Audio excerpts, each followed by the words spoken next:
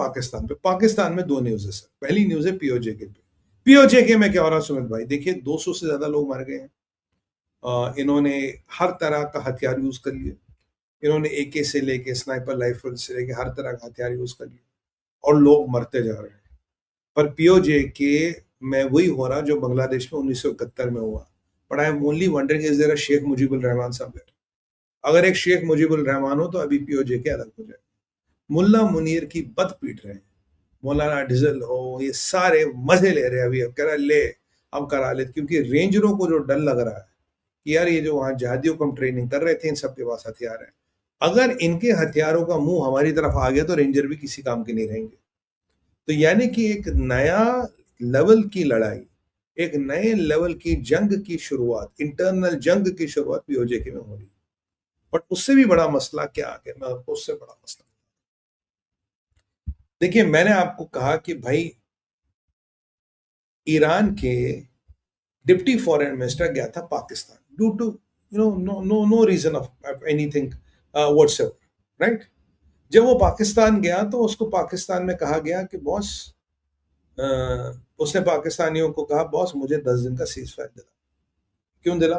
कह रहा है चाइना से हथियार आने, मुझे 10 दिन का सीज फायर दिला। ईरानियों ने कहा, पाकिस्तानियों का ठीक है हम कोशिश करते, तो उन्होंने 10 दिन के सीज फायर का गुब्बारे छोड़े थे। सोचिए कि ट्रंप तो बेवकूफ पकड़ लेगा, बट ट्रंप अब खेल समझ गया इनका, अलतकिया समझ गया कि करते क्या है।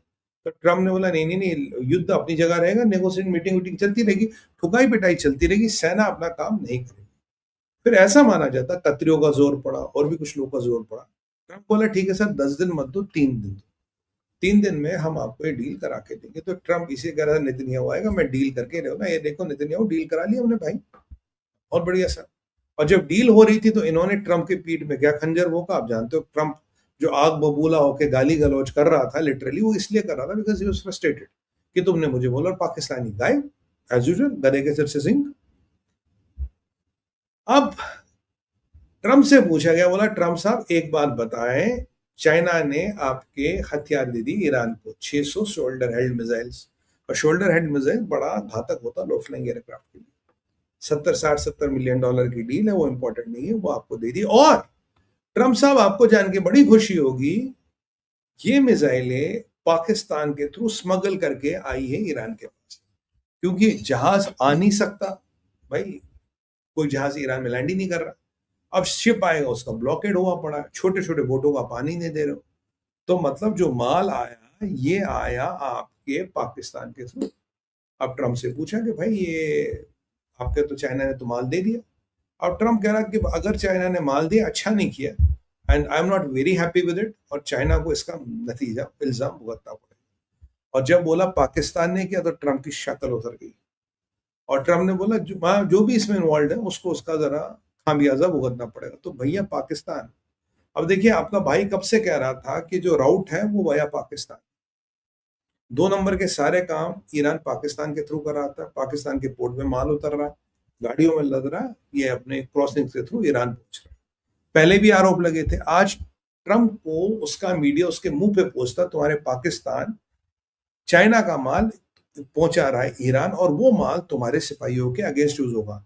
तो सर अब आप इस पे क्या क्या प्रतिक्रिया करेंगे, आप टिप्पणी क्या करेंगे? आप ट्रंप परेशान कह रहा जो भी इन्वॉल्व होगा बेटा छोड़ूंगा नहीं, यानी कि चाइना को तो धमकी दे ही दी, और लगे हाथ है आपके पाकिस्तान को भी धमकी दे दिया, मुल्ला मुनीर की और खट हो गई। क्योंकि दिन ब दिन ये तो बिल्कुल सिद्ध हो रहा ना कि ये ट्रंप के किसी भी काम का नहीं है। Trump doesn't need him, Trump का इससे जितना भी काम था हो गया, ट्रंप को इसकी जरूरत नहीं है।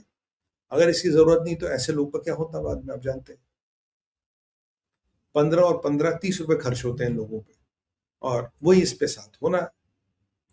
तो यहां पाकिस्तान को भी लगे हाथों चेतावनी दे दी है। अब मैं आपको 1 महीने से कह रहा ट्रंप पाकिस्तान का नाम नहीं ले रहा, क्योंकि ट्रंप समझ गया उस दिन पाकिस्तान ने, कतर ने और तुर्किया ने इनको बचा लिया। और अब जो भी युद्ध करना है, मान लीजिए जो ट्रंप और नेतन्याहू की बात है, जो फर्स्ट फेज था युद्ध और दूसरा था एमओयू, अगर कुछ कागज पत्र बनते, युद्ध की सारी नीतियां तय हो गई है, कौन क्या करने वाला है, इजराइल को क्या करना है, अमेरिका को क्या करना है, और Israelis are all set to do that. यानी कि जो ये मिले हैं उसके बाद हेक्सेट से मिले हैं, और उसके बाद जो रूबियो का स्टेटमेंट आया, और ऐसे में जेडी वेंस बिल्कुल गायब है भाई हमारे, जेडी वेंस तो ऐसे गायब है जैसे गधे के सिर से सींग, बिल्कुल गायब। वो मतलब पिक्चर में ही नहीं आ रहा, कहता मैं तो तेनू जानता ही नहीं यार, पता नहीं हमारे एमओयू की वाट लगा दी, मुल्ला मुनीर की तुमने वाट लगा दी। वो बहुत अच्छी बात है। तो यहाँ मामला हमें गड़बड़ होता नजर आ रहा है। यहाँ आते हैं पुतिन पे। अब देखिए ज़ेलेंस्की कल कह रहा था मुझे ट्रम्प ने कहा कि मैं तुम्हें पेट्रियट बैटरी बनाने की परमिशन यूक्रेन में दूंगा। मैंने ज़ेलेंस्की को कहा था, मैं कहा भाई जब तुझे परमिशन देगा, माल मसाला बनेगा, 3 साल 4 साल लगेंगे, क्या तेरे पास 4 साल का टाइम है? ट्रंप ने क्लियरली कहा था कि I want Zelensky and Putin to end war, president Putin is ready.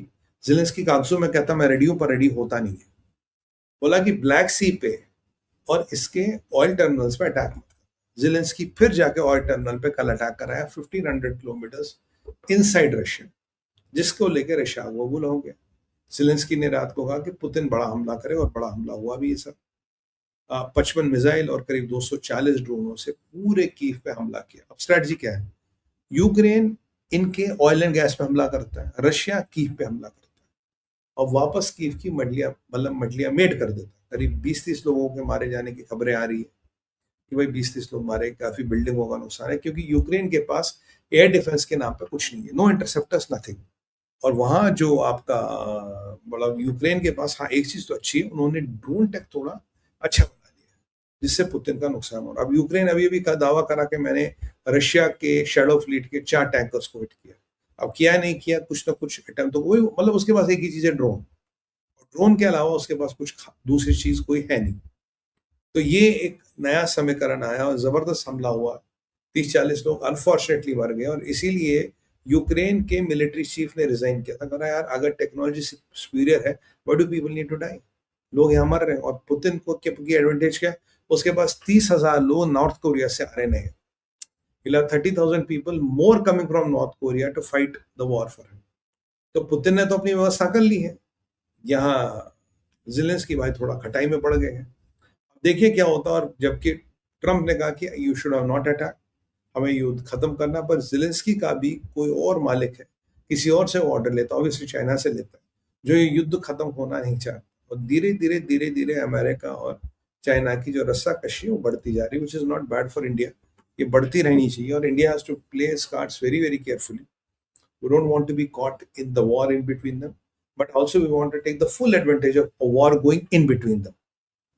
तो ये हमें जरा एक टाइट रोप चलने की आवश्यकता, चीजों को बैलेंस करके चलने की आवश्यकता, क्योंकि चीजें यहाँ एस्केलेट होती हुई मुझे नजर आ रही है। जैसे आज ट्रंप ने व्यंग कसा, I believe she is coming here on 24 सितंबर, जबकि चाइना की तरफ से कोई कंफर्मेशन नहीं है कि वो आ रहे हैं। और आज लगभग हम अगस्त में तो पहुंच ही गए।